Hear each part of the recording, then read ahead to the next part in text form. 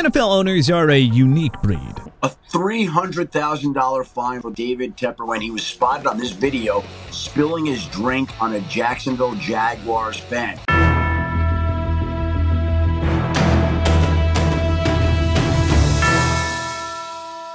Some of these owners, well, they don't really seem to have a clue as to what they're doing when it comes to running an NFL franchise. So today, we're going to go through and review every NFL team's owner and rank them from worst to first. Number 32, Carolina Panthers, David Tepper. David Tepper, a former hedge fund manager, bought the Panthers in July of 2018, and to say it's been a comedy of errors is a massive understatement. Despite his ambitious plans and significant investments, the team just has not managed to find sustained success, or frankly, success of any kind. Tepper's management style has rubbed players, fans, and coaches the wrong way, and it looks like this thing in Charlotte could get way worse before it gets any better. Number 31, Arizona Cardinals, Michael Bidwell. Stability has been tough to find in the desert with Michael Bidwell at the helm. He took over the team from his father Bill in 2019, and under his leadership, the Cards have struggled to maintain a consistent winning team or organizational culture. Number 30, New York Jets, Woody and Christopher Johnson. The Johnson brothers have presided over one of the NFL's most beloved franchises since 2000, and it has been rather tumultuous to say the very least. The team is in many ways a manifestation of the Johnson family chaos. Between the lack of vision and subsequent lack of results, the Johnsons' short-term and impulsive ownership style has frustrated Jets fans since they took over.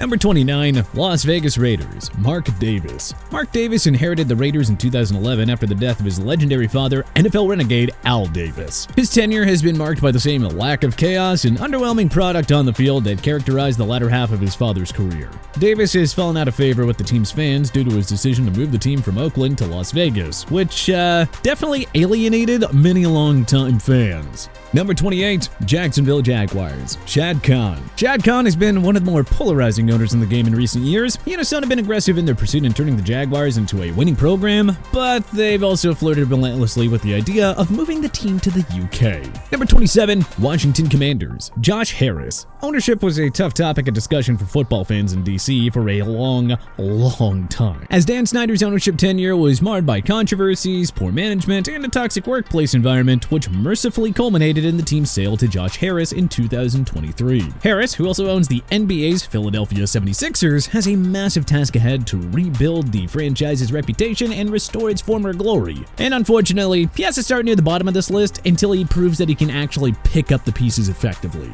Number 26, Houston Texans, Janice McNair and Cal McNair. After the passing of Bob McNair, Janice McNair and her son Cal took over the Texans, and it hasn't exactly been smooth sailing. The team has faced numerous issues, including questionable executive decisions, like letting a con artist like Jack Easterby seize control of their franchise, and mismanaging controversies, a la Deshaun Watson. Things are looking up with CJ Stroud in town, but knowing the McNairs, I think they'll find a way to screw that up too.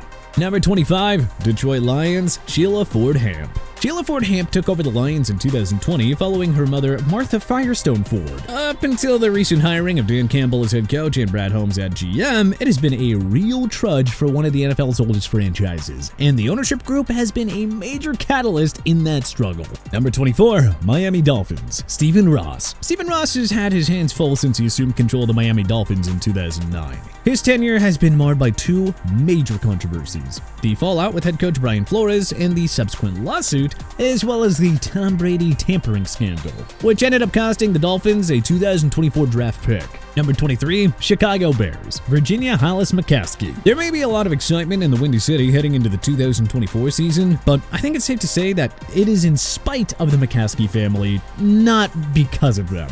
Fortunately for Bears fans, the owners have finally trusted a worthy GM in Ryan Poles to make decisions. But it still feels like it's only a matter of time before Chicago's ownership starts to meddle once again. After all, that has happened time and time again with both Virginia Hollis McCaskey, the daughter of George Halas, and Halas himself became the principal owner of the Bears in 1983. Number 22, Tennessee Titans, Amy Adams Strunk. Amy Adams Strunk took over as the controlling owner of the Titans in 2015, and though the team has made strides under her leadership, including a trip to the AFC Championship game in 2019, there has sort of been this undercurrent of chaos down in the Music City. With the parting of ways with head coach Mike Vrabel, that theory is going to be put to the test, as many believe that he was the stabilizing force for the Titans in recent years. Number Number 21, Cincinnati Bengals, Mike Brown. Mike Brown is the son of one of the original Bengals co-founders, Paul Brown. Mike took over the franchise after his father's death in 1991, and let's just say he does not have the best reputation despite their recent success.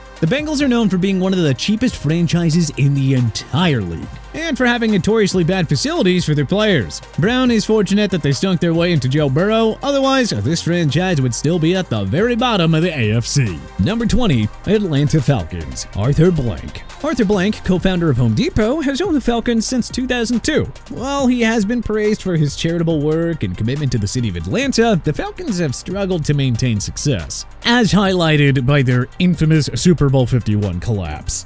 Number 19, Cleveland Browns, Jimmy and Dee Haslam. The Haslams have owned the Browns since 2012, and while their tenure has been marked by frequent coaching and front office changes, the team has shown signs of improvement in recent years, even if there have been a couple of major swings and misses, like the acquisition and subsequent handling of Deshaun Watson and Johnny Manziel. If the suits in Cleveland could just figure out how to stabilize the quarterback position without overpaying for a controversy-laden signal caller, man, they might really be in business.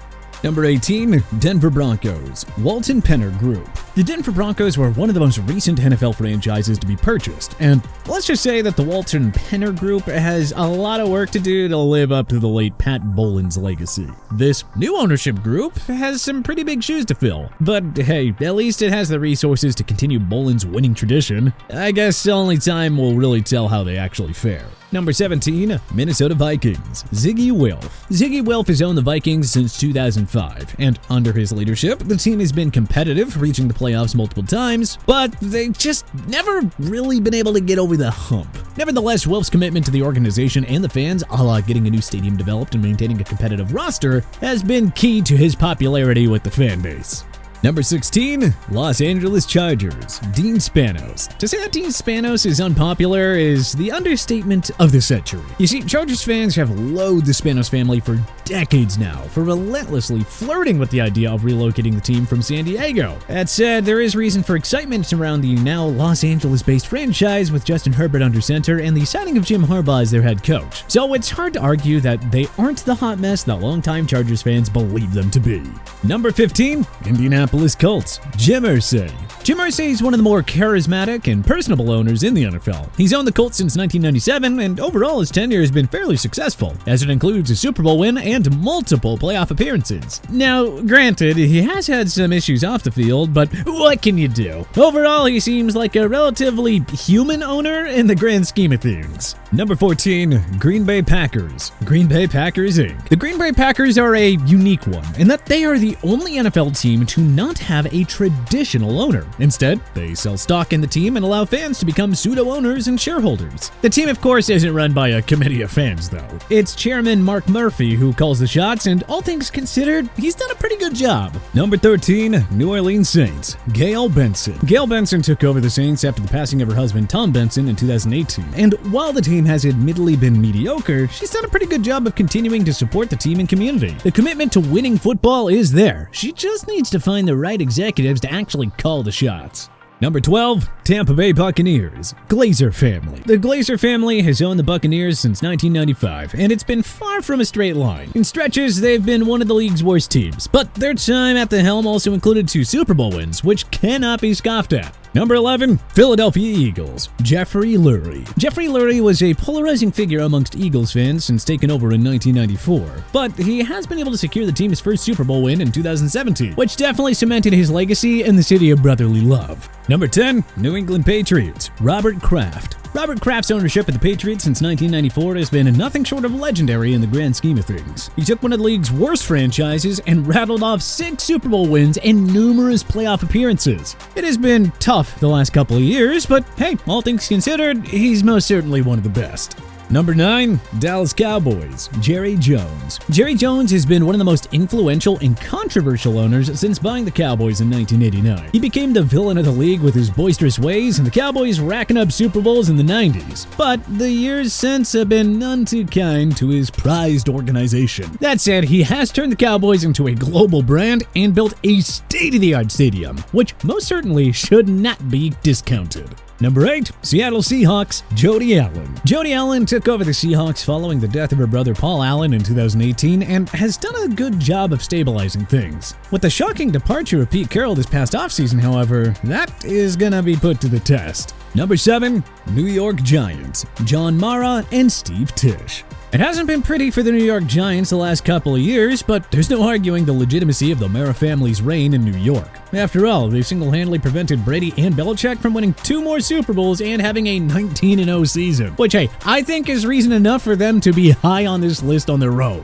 Number 6, Baltimore Ravens, Steve Bisciotti. Steve Bisciotti became the majority owner of the Ravens in 2004, and under his leadership, the team has become one of the most stable and successful franchises in the NFL. It feels like every year, without fail, the Ravens are a legitimate playoff contender, and he has most certainly cultivated one of the most dedicated fan bases in the league. Number 5, San Francisco 49ers, Denise York and Jed York. The York family ownership of the 49ers has had many highs and lows since they purchased the organization for an unthinkable $13 million in 1977. But under Jed York's leadership in recent years, it has really returned to prominence. It feels like it's just a matter of time before they actually get over the hump and reclaim that Super Bowl glory. Number 4, Buffalo Bills, Terry and Kim Pagula. Terry and Kim Pagula are heroes in Buffalo for having purchased the Bills when they did, as they're doing so, an investment in the area saved the team from potential relocation. In addition to their investments off the field, the team has really come together in recent years, in no small part thanks to their decision to bring in head coach Sean McDermott and quarterback Josh Allen. Number 3, Pittsburgh Steelers, Art Rooney II.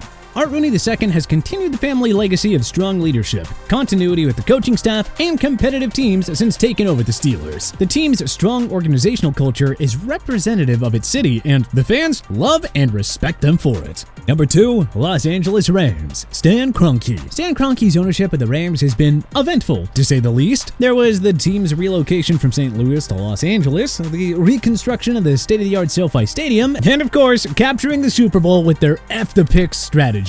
As much as the public despises his cutthroat methods, it's hard to argue Kroenke's position as a top-tier owner.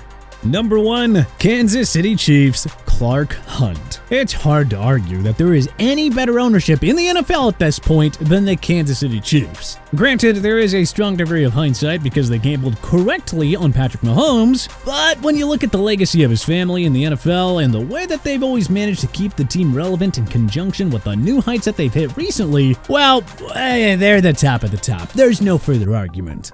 But hey, what NFL team do you think has the best team owner? Who do you think has the worst? Was there anything that we may have missed? Let us know in the comment section below. If you liked this video and learned a thing or two, clicking the like button helps out a ton. And hey, we appreciate it. If this is your first time coming around to TPS though, subscribing is a great idea because we put out videos like this every single day. But as always, thanks for watching and we'll see you guys next time.